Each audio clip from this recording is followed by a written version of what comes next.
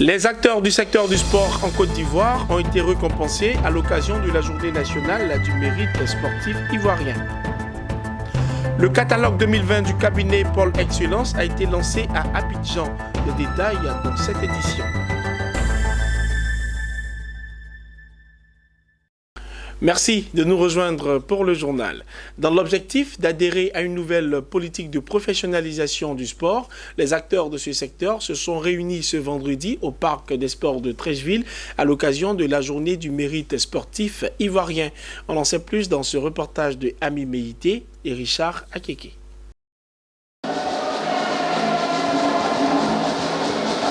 Le sport facteur de rassemblement. C'est ce qui a été donné de constater par la mobilisation à cette première édition de la journée du mérite sportif organisée par l'État de Côte d'Ivoire. 22 gloires, 45 fédérations et 150 athlètes ont été primés, car le drapeau ivoirien a toujours flotté à l'international et les chiffres sont parlants, d'où la récompense des acteurs de ce succès. Des Jeux mondiaux d'été d'Abu Dhabi au mondial de basketball de Pékin en passant par la CAN 2019 en Égypte, les Jeux africains de Rabat au Maroc et le mondial d'athlétisme à Doha, le pays s'est illustré de plus belle manière. Pour la seule année 2019, ce sont près de 149 médailles qui ont été remportées par les sportifs ivoiriens, dont 50 or, 43 argent et 56 bronzes. On ne faisait que notre travail en suivant les activités du ministère, en étant à la récente CAN en Égypte. La Côte d'Ivoire n'a pas gagné, mais bon, nous, notre rôle, ce n'était pas de jouer, c'était d'informer la population, de les tenir au fait de ce qui se passait et de ce qu'on a fait. J'ai été appelé, je suis décoré, je suis vraiment fier de ce que le ministre a fait et de ce que le président a fait. Que Dieu bénisse la Côte d'Ivoire et que le sport de Côte d'Ivoire aille de l'avant. En ce qui concerne les fédérations sportives, 3 fédérations ont été primées comme étant les meilleures de cette saison 2019. Il s'agit de la fédération de taekwondo classée première, suivie de la fédération d'athlétisme et le tennis. La performance internationale, bonne gouvernance, projet sportif, organisation régulière d'assemblée générale et bien d'autres ont été les critères de choix de ces 3 fédérations. Elles ont été récompensées par des trophées et les encouragements du ministre des Sports, Paulin-Claude Danon. Nous sommes encore heureux d'être distingués comme meilleure fédération. Et cela va davantage galvaniser mon équipe fédérale, les athlètes, pour savoir que le mérite est reconnu et que nous sommes une fédération qui gagne. Nous devons continuer. La barre est maintenant haut, il ne faut pas baisser les bras. L'État de Côte d'Ivoire, sous la houlette du ministre des Sports, Danon Claude Paulin, a consenti des efforts considérables dans la construction des infrastructures sportives. D'importantes réformes sont en cours d'application. Sont autant de faits qui traduisent la dynamique du sport ivoirien.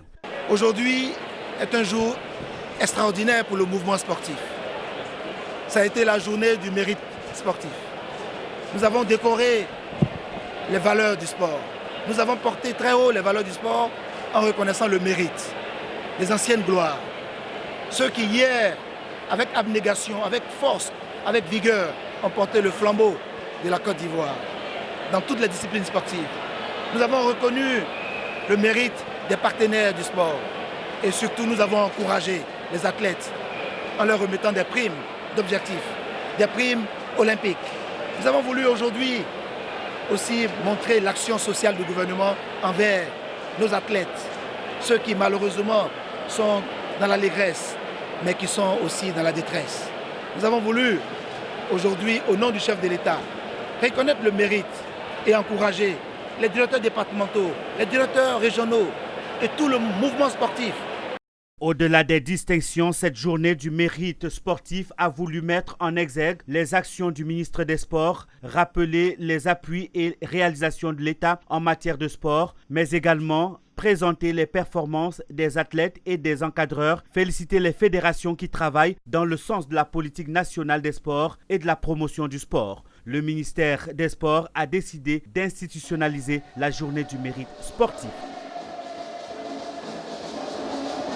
Transfert de technologie, solutions technologiques indiennes pour la transformation et la valorisation des produits agricoles locaux, système de distribution des produits en Inde. C'est le thème de l'un des panels qui s'est déroulé ce vendredi au siège du CDT, le Centre de démonstration et de promotion de technologie à Abidjan, dans le cadre de la 6e édition des Journées des métiers de la transformation. Pierre Tebeu et Doumbia Ayouba en préparent à cet événement.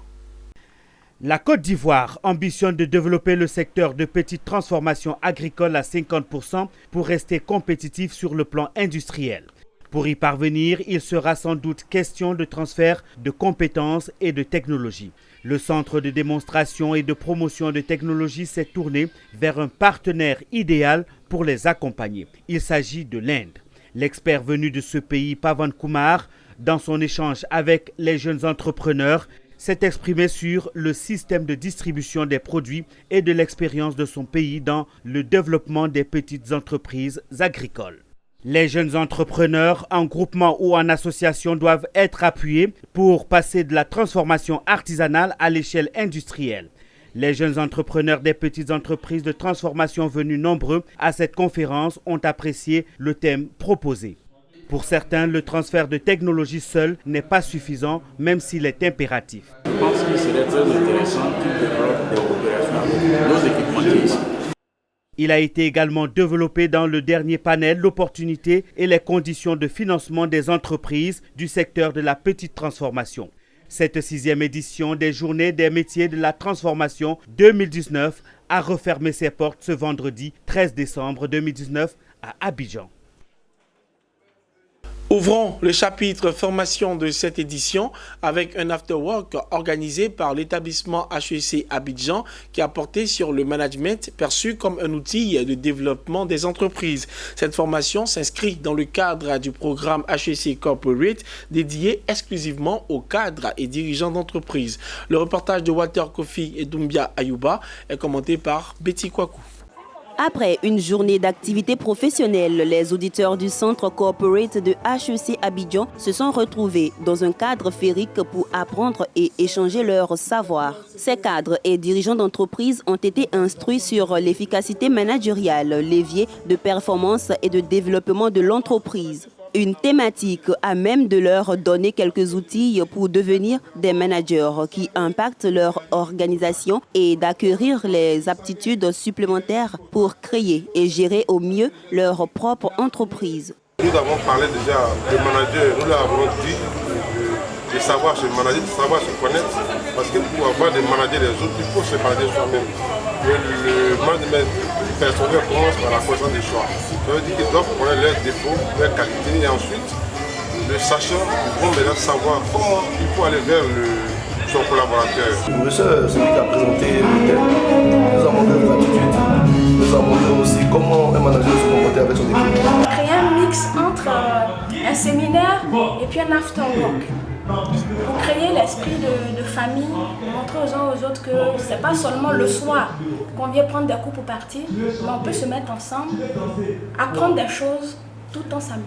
Le centre corporate du groupe HEC Abidjan a été créé pour contribuer au développement et à la compétitivité des entreprises ivoiriennes et africaines dans un monde de plus en plus concurrentiel. Cela en renforçant les capacités des employés, cadres et dirigeants d'entreprises selon les standards internationaux et avec des outils à la pointe de la technologie. HEC Corporate est un centre qui est dédié exclusivement aux travailleurs. On a eu à faire des cours quand on était à l'école primaire, on a eu le bac après le bac, mais par la force des choses, il y a des personnes qui ont travaillé avant de terminer leur parcours scolaire. Et du coup, le corporate est créé pour ces personnes-là qui ont peut-être un bac plus 5, mais qui ont un niveau BTS. Donc on emmène ces personnes-là à parfaire et avoir des diplômes après quelques années sans faire d'efforts. Cette soirée a aussi été marquée par la remise de trophées au président directeur général de HEC Abidjan et ses collaborateurs pour leur leadership et leurs efforts à maintenir l'établissement au rang des universités qui comptent en Côte d'Ivoire et sur l'échiquier africain. Une soirée qui s'est achevée avec des pas de danse des auditeurs au rythme de chants tirés du riche répertoire musical ivoirien. Le cabinet Pôle Excellence, spécialisé dans l'organisation de séminaires de formation et de conférences de haut niveau, a récemment organisé une conférence pour le lancement de son catalogue 2020. L'accueil en établissement de luxe ou comment développer une image haut de gamme, c'est le thème choisi par les organisateurs avec comme invité de marque la comtesse Marie-Tilly de France. Pierre Tebeu et Richard Akeke ont pris part à la rencontre et nous font le point. Cette activité avait pour objectif principal de présenter la panoplie de gamme de formation qu'offre le cabinet Pôle Excellence Côte d'Ivoire, une expertise qu'ils veulent mettre à la disposition des entreprises privées. Ces expertises se situent dans plusieurs domaines allant de l'accueil personnalisé de la clientèle VIP à la joaillerie, du business étiquette au métier de l'hôtellerie ou encore du protocole au numérique. Alors c'est un contenu qui se présente en deux pôles, on va dire. Le premier, c'est le pôle expertise spécifique, ce que nous appelons pôle expertise spécifique. Ce sont des formations sur lesquelles on a des intervenants assez pointus, des formations qui sont, on va dire, innovantes, originales, innovantes dans la méthodologie, innovantes dans l'approche. Le catalogue 2020 de Pôle Excellence propose également des solutions sur mesure aux problèmes récurrents de formation au sein des organisations. Ces formations dispensées sont assurées par des professionnels expérimentés ayant acquis une expérience dans leur domaine d'intervention pour une réussite en entreprise. L'enjeu aujourd'hui pour les entreprises, c'est d'avoir des collaborateurs qui ont la capacité de comprendre le sens et l'orientation des objectifs et de la vision de l'entreprise, d'avoir des managers qui comprennent la valeur des êtres humains et qui peuvent augmenter de la valeur en leurs collaborateurs en stimulant en eux l'envie de faire et non surtout en se positionnant comme un leader de position. Donc, en somme, il est question pour nous, lors d'une formation, de partir de l'analyse des comportements, des styles comportementaux des managers et de tous les collaborateurs ou encore des participants pour déterminer quels sont les facteurs qui peuvent permettre de mieux se connecter, mieux influencer et atteindre des résultats extraordinaires.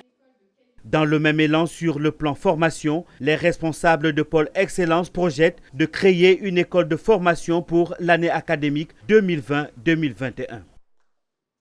On a décidé d'inscrire une école en 2020 à Abidjan, uniquement sur une base d'expertise. Donc on a des experts qui ont en moyenne 15 à 20 années d'expérience et qui viennent en fait, après un diagnostic qui va être fait, donner, on va dire, la formation sur mesure. On est vraiment sur du sur mesure.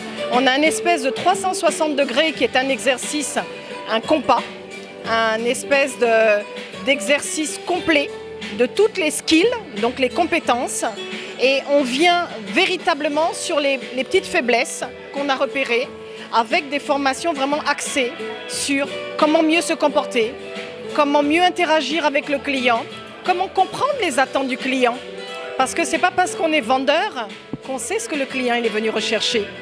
Cette nouvelle école diplômante en marketing de luxe qui ouvrira ses portes pour l'année académique 2020-2021 vient combler les lacunes et proposer des services de qualité aux entreprises ivoiriennes et de la sous-région. Cela avait été annoncé il y a quelques jours. La caravane Santé Côte d'Ivoire, initiée par Santé Entreprise, a bel et bien posé ses valises à 6 mois dans la zone industrielle de Yopougon. Démarrée le 9 décembre dernier, cette campagne vise à faciliter l'accès au dépistage multimaladies aux habitants de la dite commune. Le reportage de Marthe Sekongo et Ezekiel Siri est commenté par Zeynab Dosso. Engouement, stress.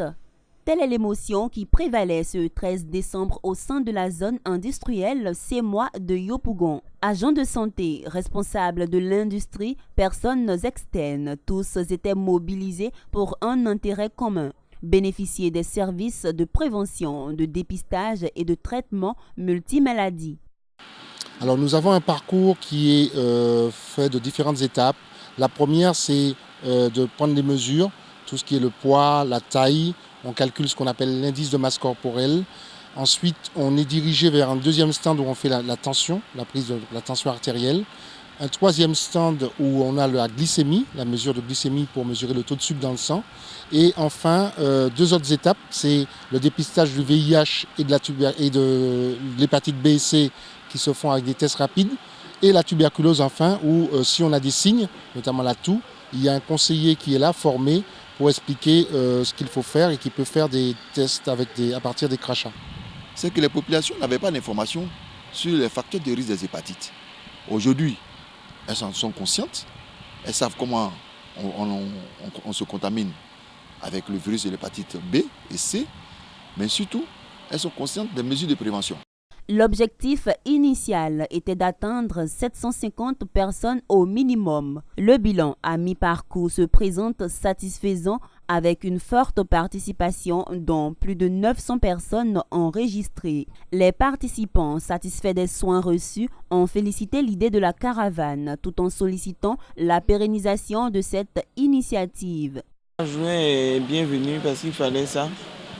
C'est important, chacun de nous, de connaître son état de santé. Le VIH, le diabète, l'hypertension et l'hépatite virale B et C. Cette séance gratuite de dépistage a pris fin ce 14 décembre. C'était la dernière information de ce journal. Merci de nous avoir suivis et bonne suite de programme sur votre chaîne panafricaine d'information économique.